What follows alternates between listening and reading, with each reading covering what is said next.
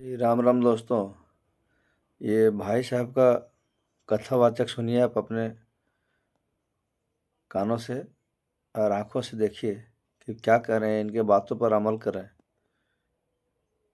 और एक दूसरे को शेयर भी करें।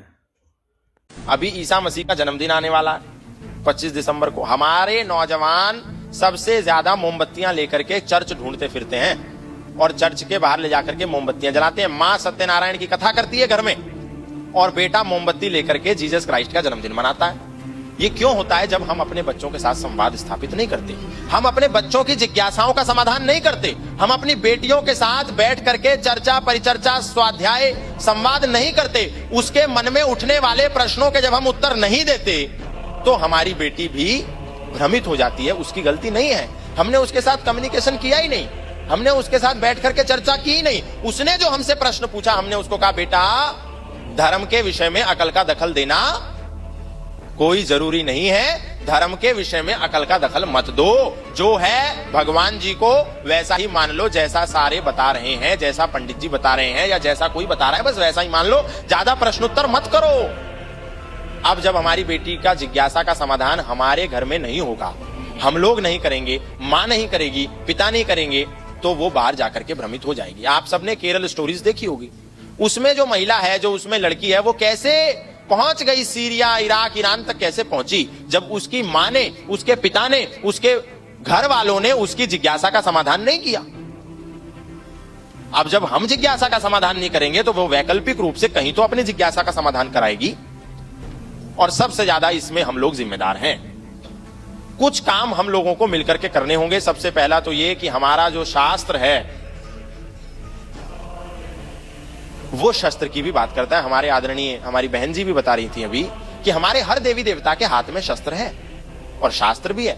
अग्रतश्च चतुरो वेदा पृष्ठतः सस्रम धनु इदम ब्रह्मम इदम शस्त्रम शापादपि शरादपि शस्त्रेण रक्षति ही राष्ट्र शास्त्र चर्चा प्रवर्तते। विश्वामित्रादि ऋषियों के यज्ञ हवन भी तभी सफल होते हैं जब पहरे पर स्वयं धनुर्धर राम खड़े होते हैं। तो अगर हमारे हाथ में शस्त्र नहीं होगा, अगर हम अपने बच्चों को इस चीज की ट्रेनिंग ना, अब देखिए उदाहरण के लिए दुर्गा पूजा आती है तो हम सब नाचते हैं, गरबा करते हैं, डीजे बजाते हैं, नाचते हैं। गणेश चतुर्थी आती है तो केवल गणपति को बीच में रखते हैं, सुबह से शाम तक नाचते हैं। होली आती है तो रंग एक दूसरे को लगा लगा के नाचते हैं। दीपावली आती है तो डीजे चला चला के नाचते हैं। हमारा कोई भी पर्व आता है तो आप उठा करके देख लीजिए, भारत में डीजे बजता है और हम सब नाचते हैं। कभी भी ऐसा नहीं सोचते कि दुर्गा पूजा आई है तो 9 दिन में हम अपनी बच्चियों के आत्मरक्षा का कोई शिविर लगा देते हैं। और ये बड़े बड़े हिंदू संगठन भी ऐसा काम कर रहे हैं। मैं उन सबसे भी विनम्र रूप से आग्रह करता हूं कि आप सब ये नाचने का प्रोग्राम भले ही चलाओ ना चलाओ,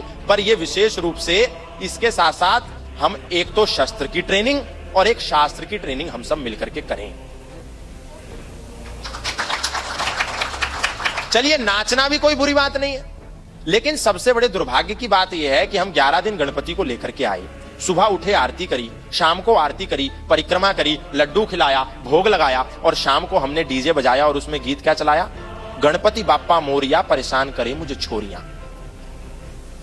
अब ये हमारे लिए बहुत दुख की बात है, लेकिन इन शब्दों पर, इन वाक्यों पर हम कभी भी चिंतन नहीं करते। हमको लगता है अरे चलने दो, चिंतन ही नहीं करते। वहां कोई व्यक्ति इस्लाम में मोहम्मद साहब के बारे में छोटी सी सच्ची टिप्पणी भी कर देता है तो भारत के 100 शहरों में दंगा हो जाता है। कमलेश तिवारी की दिन दहाड़े घर में घुसकर गर्दन उतार ली जाती है।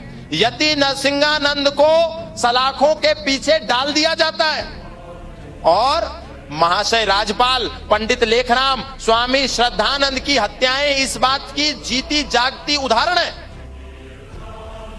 और आश्चर्य की बात यह है हम उनसे भी ये चीज नहीं सीखते और हम तो यहां खुद ही अपने गणेश भगवान का, अपने कृष्ण भगवान का, अपने शिव जी का अपमान करते हैं। दुनिया की सबसे बड़ी यात्रा कावड़ यात्रा निकलती है, उसमें कोई मुसलमान तो नहीं जाता, सारे हिंदू जाते हैं, लेकिन गीत क्या बजाते हैं? नीलकंठ पे चढ़ के पी गया एक बाल्टी भांग, ओ भोला नू मटके, ओ भोला नू मटके। क्या ये हमारे लिए आज चिंतन का विषय नहीं है? हम लोग बड़े बड़े आयोजन करते हैं, कोई भगवान शंकर को कहीं इस्लामिक जलसे में तो कोई नहीं नचाता, कोई कृष्ण और राधा को चर्च में तो कोई नहीं नचाता, कोई वामपंथी तो अपने कार्यक्रम में इस तरीके का डांस नहीं कराता हमारे देवी देवताओं से। कौन कराता है? हम लोग कराते हैं और बड़े अच्छे से कराते हैं। उस पे ताली बजाते हैं, खुद भी ठुमका लगाते हैं, खुद भी नाचते हैं और अपने देवी देवताओं का स्वांग रचा करके उनको सड़कों पर नचाते हैं। तो ये काम हमको मिलकर के बंद कर, ऐसा नहीं कि हम अपने कार्यक्रम में नहीं करें, कहीं कार्यक्रम ऐसा हो रहा है तो ये प्रत्येक सनातन धर्मी की ये एक नैतिक उत्तरदायित्व है कि अपनी तरफ से जाकर के हम लोगों को समझाएं। एक्चुअल में लोगों को समझ नहीं है, हम लोग क्योंकि चिंतन नहीं करते, हम लोग विचारते नहीं, अच्छा ठीक है झांकी चलानी है, ठीक है, झांकी के नाम पे हम लोग इस तरीके की फूहड़ता करते हैं। भगवान श्री कृष्ण कह रहे हैं गीता में कि मैं धर्म की रक्षा करने आया हूं।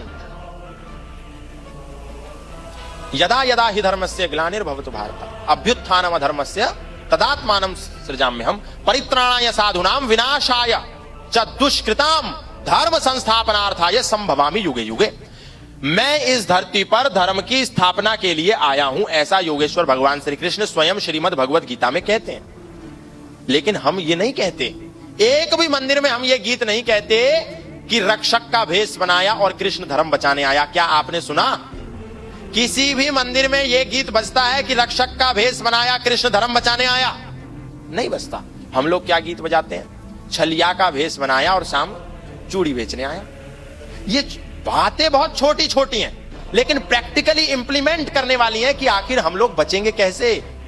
हम यदि अपने माता पिता का घर में सम्मान ना करें, उनका तिरस्कार करें, उनका अपमान करें, उनका दोहन करें, उनकी बातों का खंडन करें, तो पड़ोसी भी आकर के हमारे माता पिता की इज्जत नहीं कर सकते।